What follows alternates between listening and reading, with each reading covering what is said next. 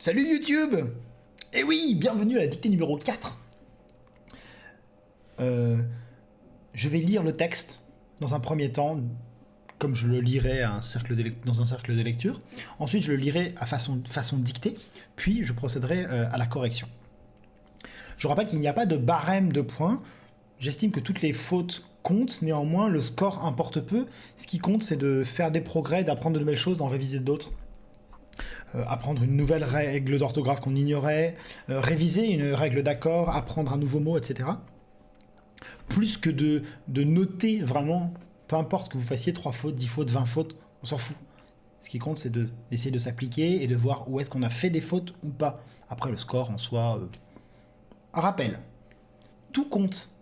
Une majuscule, ça compte. Un accent, ça compte, même sur une majuscule. Un trait d'union ou pas, ça compte. Les mots ont une orthographe ou plusieurs orthographes. C'est pas au hasard, d'accord. En revanche, la ponctuation ne compte pas. Pas d'erreur de ponctuation. On la dicte simplement, donc on va pas vous sanctionner. C'est juste dicter, vous la recopiez et c'est tout. Généralement, traditionnellement, on compte une seule faute pour les mots composés. Par exemple, bloc-notes, si vous faites une faute à bloc et une faute à note, bah, ça comptera que pour une faute. C'est généralement comme ça qu'on le compte, parce que sinon ça deviendrait parfois extrêmement complexe.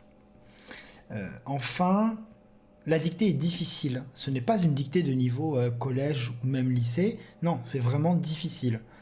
Ne vous étonnez pas si vous faites de nombreuses fautes et ne désespérez pas, elle est difficile. Voici le texte de la dictée. Enfin l'été.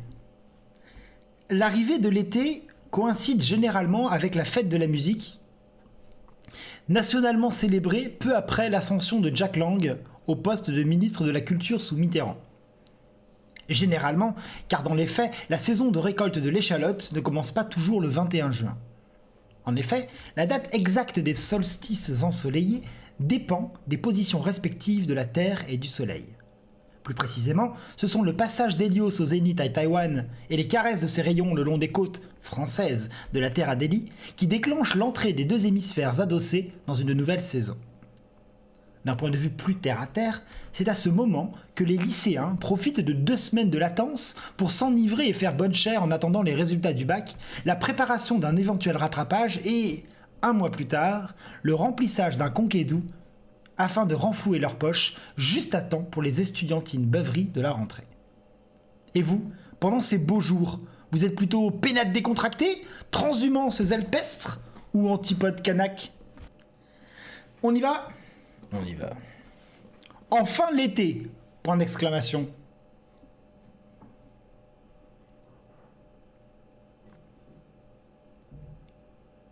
Enfin l'été! Point d'exclamation. L'arrivée de l'été coïncide généralement. L'arrivée de l'été coïncide généralement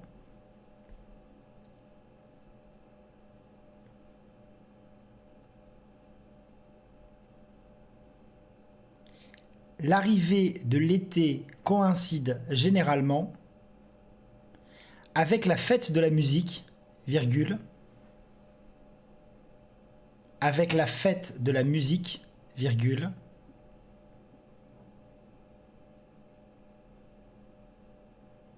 avec la fête de la musique, virgule, nationalement célébrée,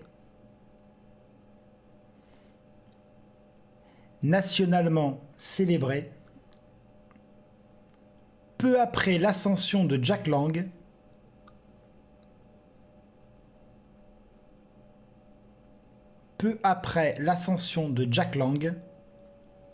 au poste de ministre de la Culture sous Mitterrand.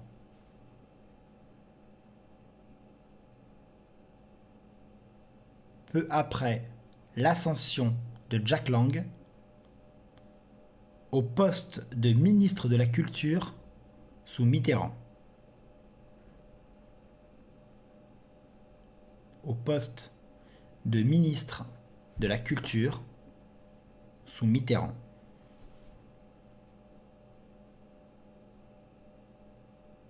Point. Ouvrez les guillemets. généralement, fermez les guillemets, virgule, ouvrez les guillemets, généralement, fermez les guillemets, virgule, car dans les faits,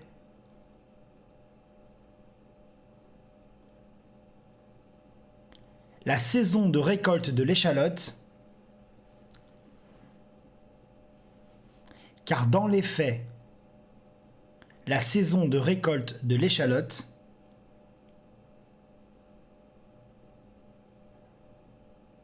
ne commence pas toujours le 21 juin.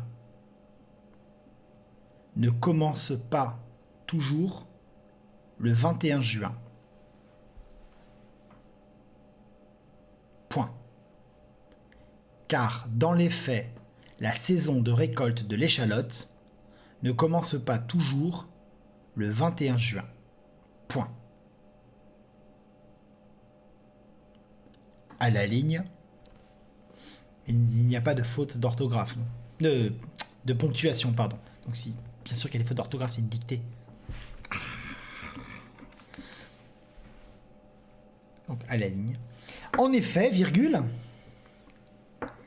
la date exacte des solstices ensoleillés, en effet, virgule, la date exacte des solstices ensoleillés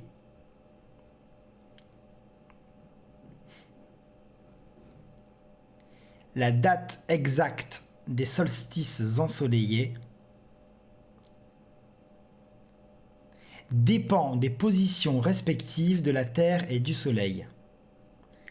En effet, virgule, la date exacte des solstices ensoleillés dépend des positions respectives de la Terre et du Soleil. Dépend des positions respectives de la Terre et du Soleil.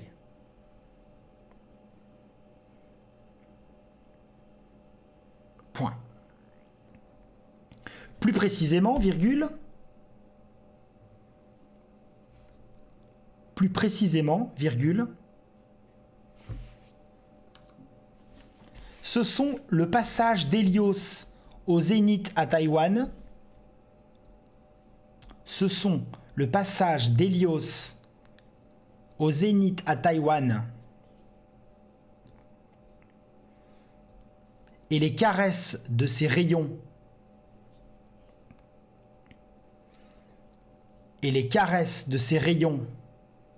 le long des côtes, virgule, caresses de ses rayons le long des côtes, virgule, française, virgule, de la Terre à Delhi,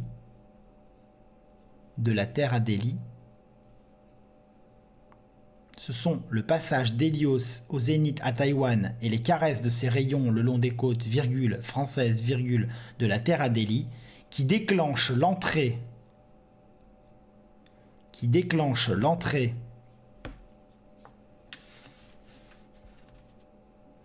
des deux hémisphères adossés dans une nouvelle saison. Point. Des deux hémisphères adossés dans une nouvelle saison. Point. Qui déclenche l'entrée des deux hémisphères adossés dans une nouvelle saison. Point. À la ligne. D'un point de vue plus terre à terre, virgule, d'un point de vue plus terre à terre, virgule,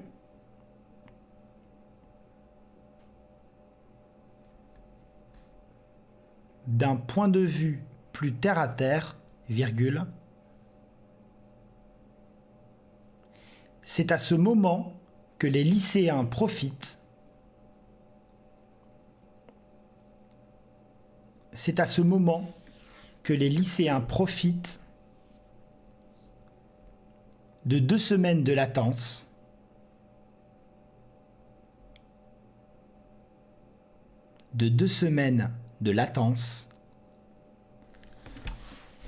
pour s'enivrer et faire bonne chère,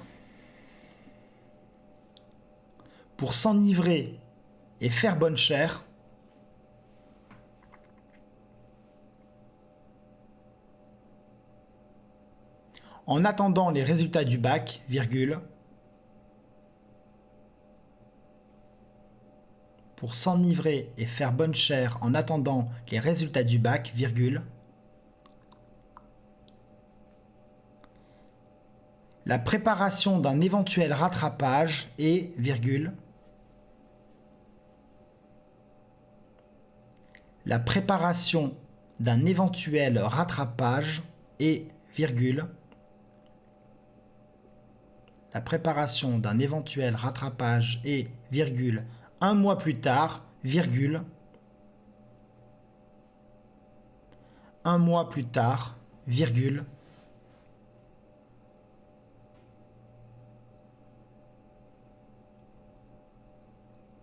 le remplissage d'un conquédou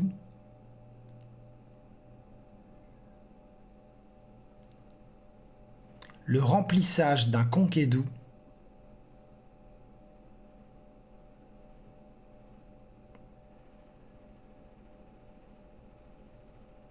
le remplissage d'un conquédou afin de renflouer leurs poches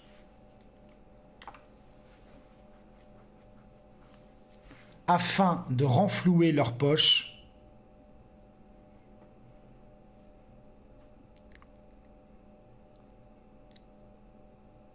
afin de renflouer leurs poches juste à temps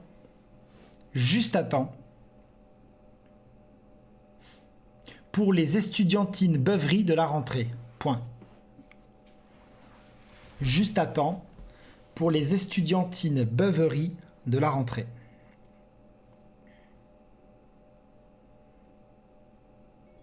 Afin de renflouer leurs poches. Juste à temps pour les estudiantines beuveries de la rentrée. Point. À la ligne.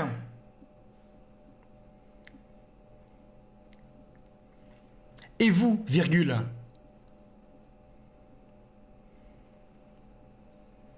Et vous, virgule. Pendant ces beaux jours, virgule.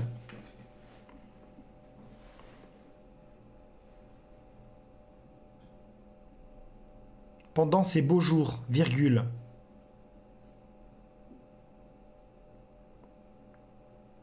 Vous êtes plutôt pénate décontracté, virgule. Vous êtes plutôt pénate décontracté, virgule.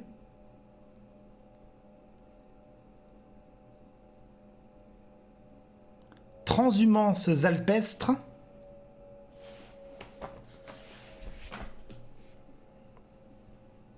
Transhumances alpestres.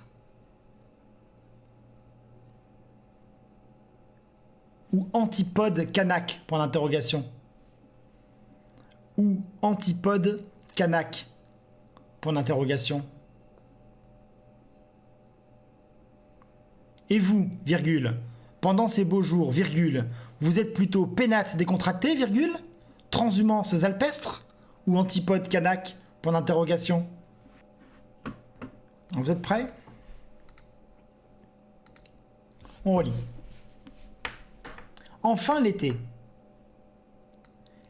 L'arrivée de l'été coïncide généralement avec la fête de la musique, nationalement célébrée peu après l'ascension de Jack Lang au poste de ministre de la Culture sous Mitterrand.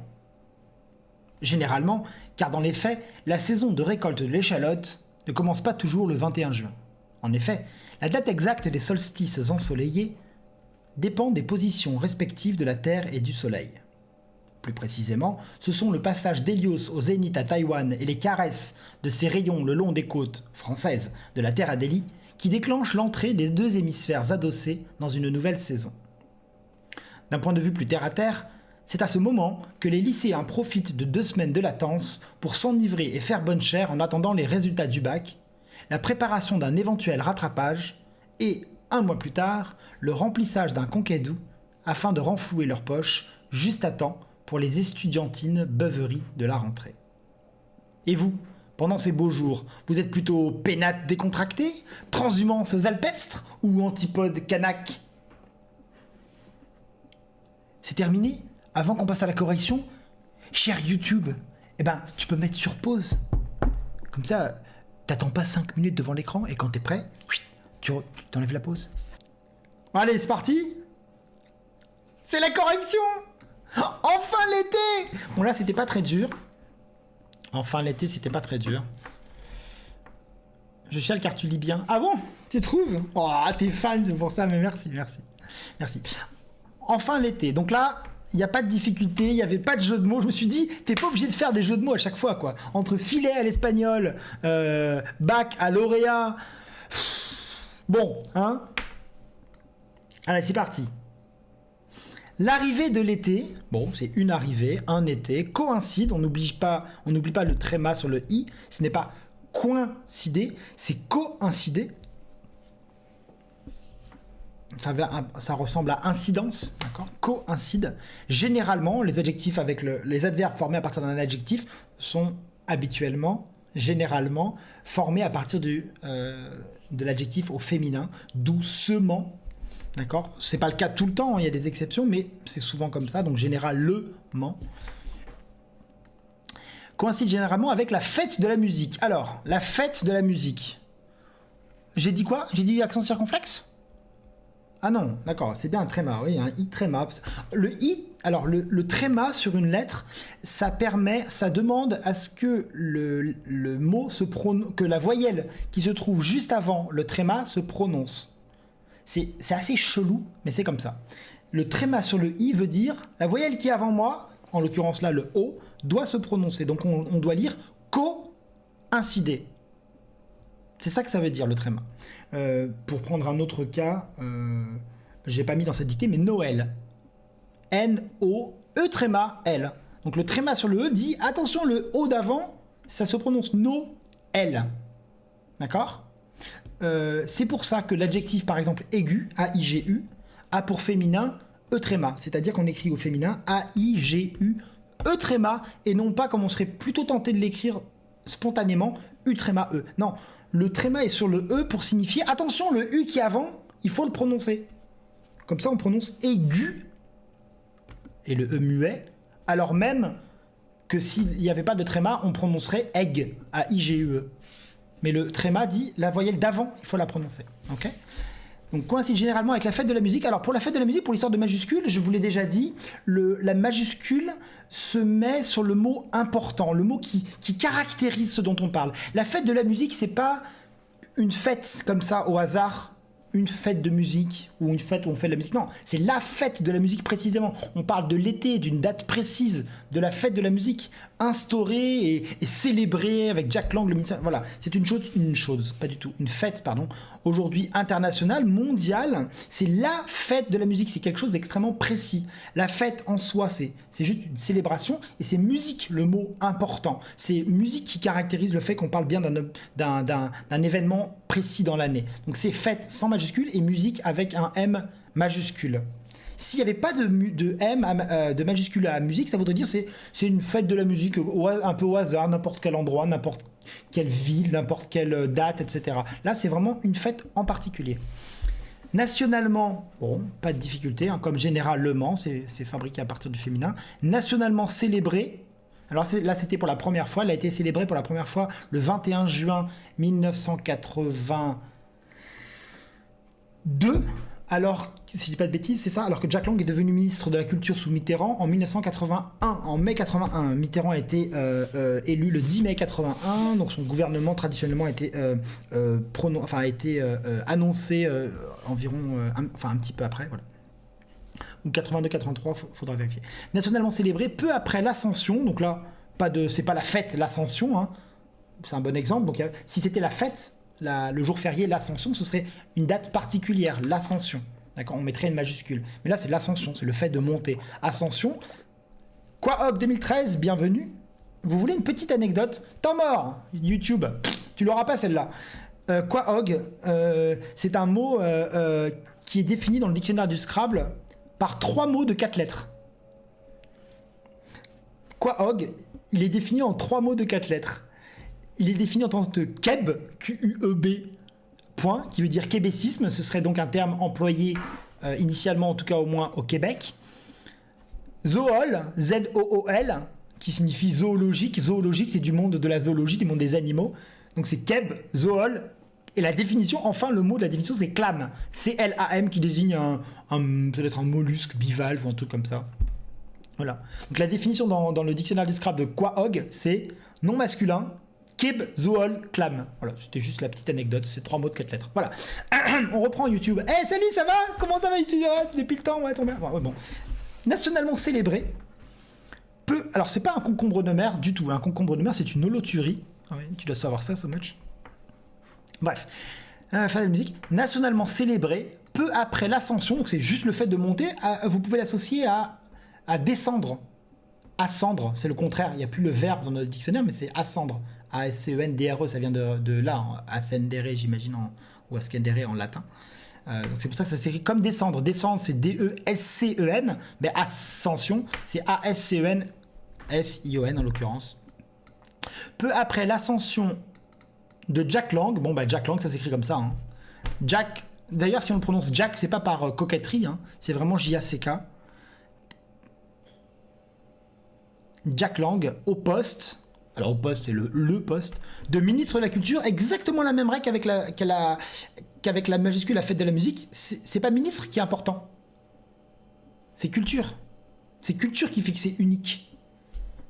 Il est ministre de la Culture. Ministre, c'est un des ministres. C'est un ministre, tu vois, un ministre parmi les ministres. D'ailleurs, à l'époque, il y en avait un sacré nombre de ministres. Ministre de la Culture sous Mitterrand. Mitterrand, vous l'apprendrez ou vous le révisez 2T2R. Tout en double. Jack Lang, donc c'est bien... petite parenthèse, V-Right. Jack Lang, c'est bien... Alors, c'est quelqu'un dont on... J'ai envie de dire qu'on estime toujours que c'est le ministre de la Culture. Il a été ministre de la Culture pendant très longtemps. Et il est emblématique, notamment...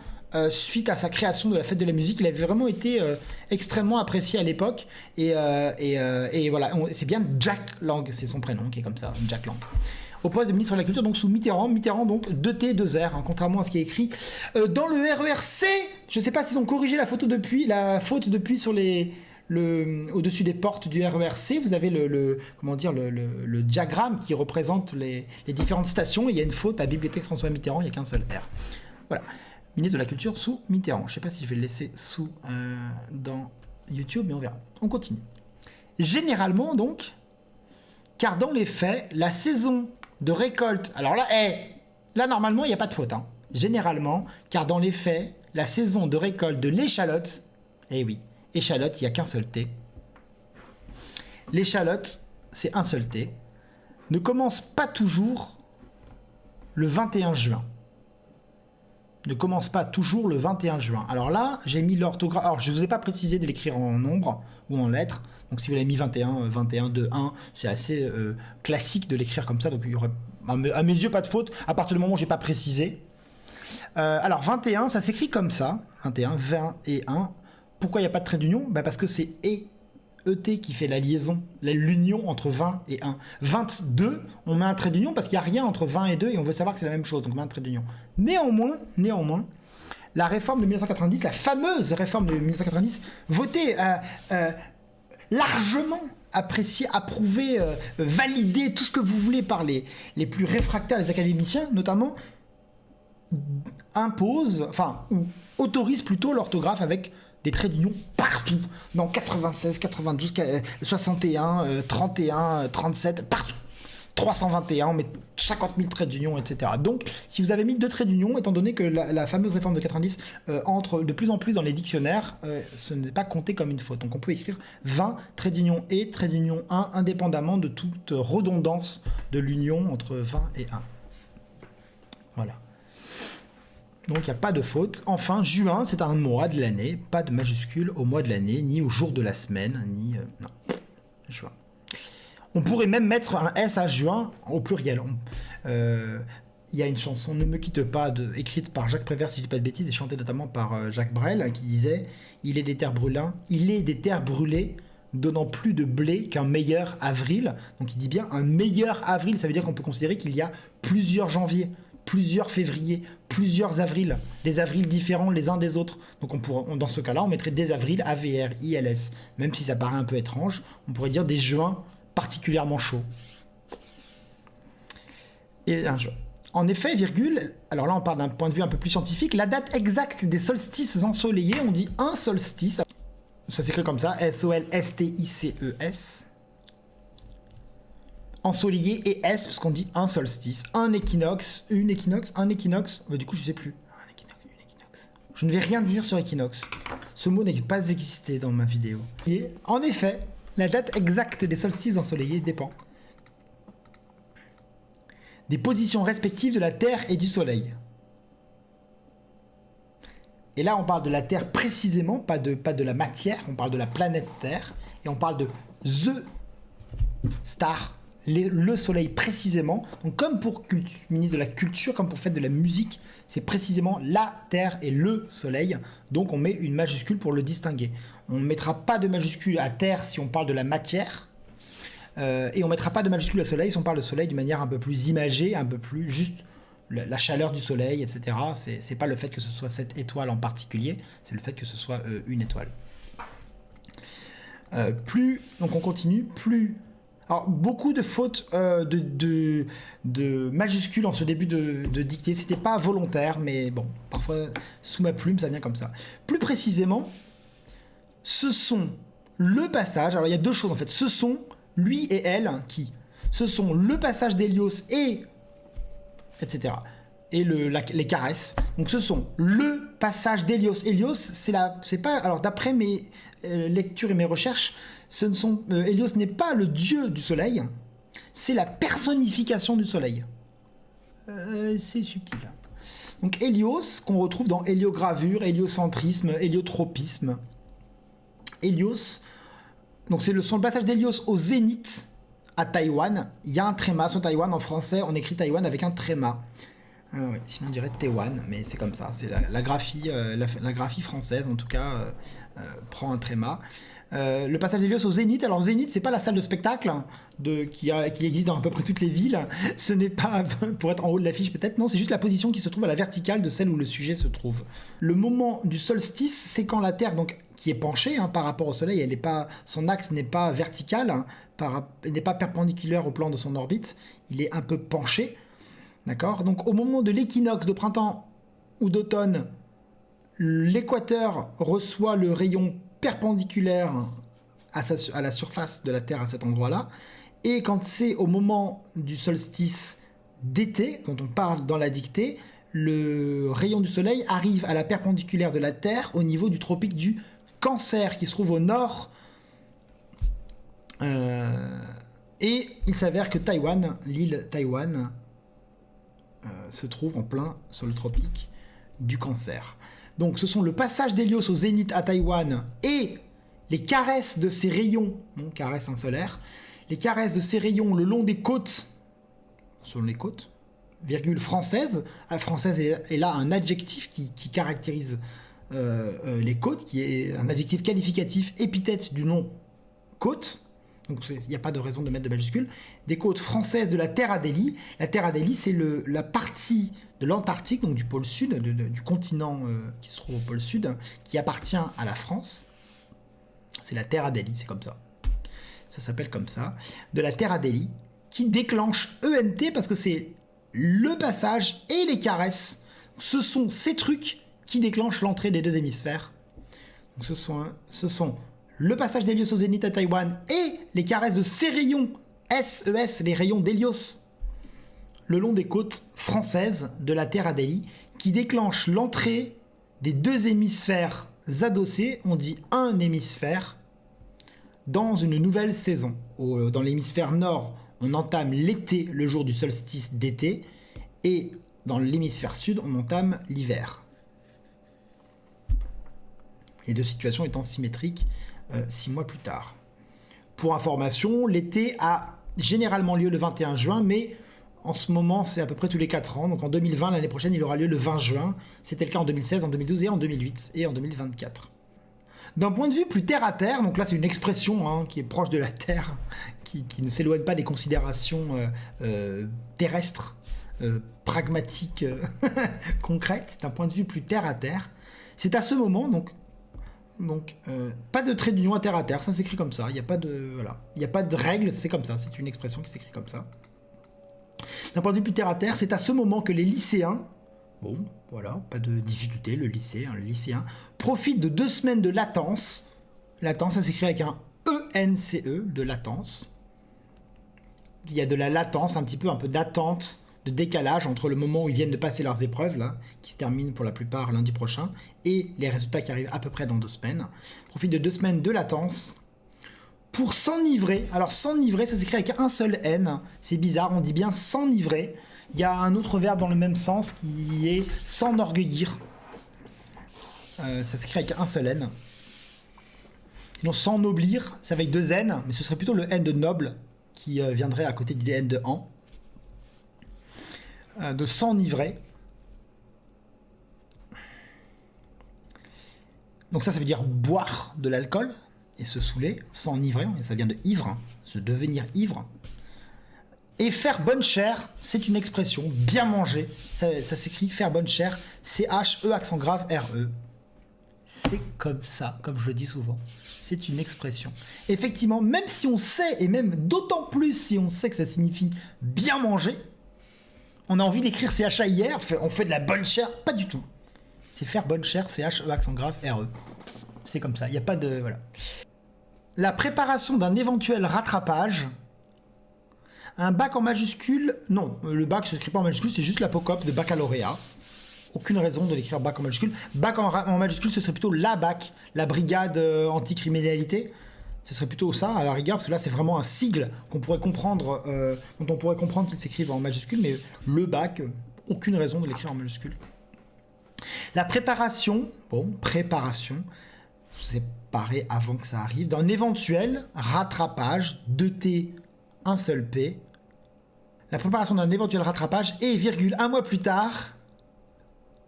Là, c'était un petit... C'est même pas un piège parce que ça se devine pas. Le remplissage d'un conquédou. Donc on dit, là on est en juin, ils ont passé le bac. 2 semaines après, en juillet, ils vont avoir les résultats et donc peut-être passer un rattrapage. Et 1 mois plus tard, en août, on vient de le dire, hein, en août, donc un conquédou. Qu'est-ce que c'est un conquet ? Qu'est-ce qu'un conquet ? Un conquet, c'est 2 choses. Alors, c'est un truc en rapport avec le droit, un truc de je sais pas quoi. Je crois que le conquet, c'est peut-être un bien qu'on a soi-même et qu'on met dans les biens du couple. Mais surtout, l'autre sens, celui-là, c'est une cuve que l'on remplit pendant les vendanges. Les vendanges ayant lieu au mois d'août, aucun doute, on parle bien de ça. C'est bien le remplissage d'un conquet doux. C'était la petite astuce de Dico. Le remplissage d'un conquédou. Et pourquoi ils font ça, les jeunes ? Pourquoi les lycéens, après s'être bourré la gueule et avoir bouffé comme des chancres en attendant les résultats du bac, préparer un rattrapage 1 mois plus tard, pourquoi ils remplissent une cuve ? Pour gagner les thunes. Pourquoi faire ? Pour renflouer leurs poches. Tout s'explique. Le remplissage d'un conquédou afin de renflouer leurs poches juste à temps, pour tout dépenser à la rentrée dans les beuveries d'étudiants, à savoir les estudiantines, un adjectif relatif aux étudiants, qui concerne les étudiants, les estudiantines beuveries de la rentrée. Et vous, pendant ces beaux jours, alors honnêtement, j'y ai réfléchi après coup, on pourrait, ça me paraît pas aberrant, écrire CSES pendant ces beaux jours, puisqu'on parle de l'été depuis le début. Ce serait un peu bizarre, mais honnêtement, je vois pas comment on pourrait le considérer comme une faute. Donc j'estime vraiment que pendant ces beaux jours, on pourrait mettre SES, les beaux jours du mois de l'été, puisqu'on parle de l'été depuis le début. Enfin l'été arrive, le solstice d'été, et pendant ces beaux jours, les beaux jours de l'été, dont on parle depuis le début, j'aurais pas de problème à comprendre ça comme ça. C'était pas mon intention. Pendant ces beaux jours, moi je voulais parler des beaux jours dont on parle, où on fait les vendanges, etc. Pendant ces bons jours, vous êtes plutôt pénates décontractés. Mais qu'est-ce que c'est pénates ? Pénates, c'est les divinités du foyer ou tout simplement la demeure, l'endroit. On dit souvent regagner ses pénates, rejoindre ses pénates, rentrer dans ses pénates. C'est toujours pluriel. Pénates, donc on ne peut pas mettre au singulier, c'est pas possible, ça n'existe pas au singulier dans nos dictionnaires. Et c'est un nom masculin, donc pénates, P-E-N-A-T-E-S, accent aigu, pardon, N-A-T-E-S, décontracté E-S, virgule. Transhumances alpestres, j'ai bien fait de la liaison, donc on est obligé de mettre transhumance au pluriel. Et comme pénate est forcément pluriel, là on met encore au pluriel, donc transhumance, transhumanisé, transhumance, donc c'est trans, T-R-A-N-S, mais ça se prononce the, transhumance alpestre, donc qui a lieu dans les Alpes. Les transhumances, c'est le déplacement, la migration du bétail, pas forcément du bétail, peut-être des bêtes, peut-être des moutons, je suis pas spécialiste des déplacements d'animaux. Les transhumances alpestres, donc dans les Alpes, ou antipode kanak. Alors, antipode, c'est pour ceux qui... En fait, soit vous êtes à la maison décontracté, pénate décontracté, soit transhumances alpestres, vous allez à la montagne, ou alors, vous allez à la plage. Antipode kanak. Antipode kanak, les Kanaks, c'est le nom du peuple qui se trouvait en Nouvelle-Calédonie, en France donc, hein, mais en Nouvelle-Calédonie, donc de l'autre côté de la planète, hein, la Nouvelle-Calédonie étant à peu près aux antipodes de la France. Plus précisément, les antipodes de la France seraient plutôt la Nouvelle-Zélande, mais c'est juste à côté. Donc les antipodes Kanak, antipode c'est masculin, donc Kanak c'est masculin, si on mettrait un E, on écrirait K-A-N-A-K-E-S. Mais Kanak, ça s'écrit K-A-N-A-K, c'est comme ça. Et c'est au pluriel. Alors là, pour le coup, déjà, on utilise surtout antipode au pluriel, mais avec pénate qui est au pluriel et transhumances alpestres qui sont au pluriel, aucune raison d'écrire Kanak et antipode au singulier. Donc c'est bien antipode Kanak qui est donc au masculin. Donc, et vous, pendant l'été, vous êtes plutôt... on glande à la maison, on va se balader avec les animaux dans les montagnes, ou alors on va aux antipodes voir nos compatriotes de l'autre bout du monde. Hein ? Marquis des antipodes, disait-il dans le film ridicule des années 90.